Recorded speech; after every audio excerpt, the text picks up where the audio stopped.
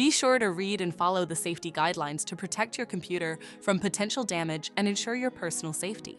For more information about safety guidelines, see the owner's manual at dell.com/support.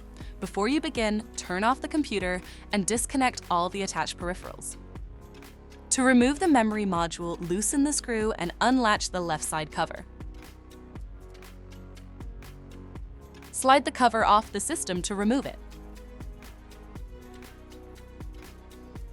Identify and unlatch the memory module to remove it from the system. To reinstall the memory module, relatch it back to the system. Place the side cover back on the system and relatch it.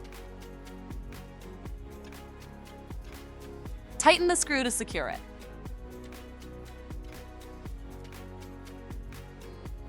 For more information about your Dell system, visit dell.com/support.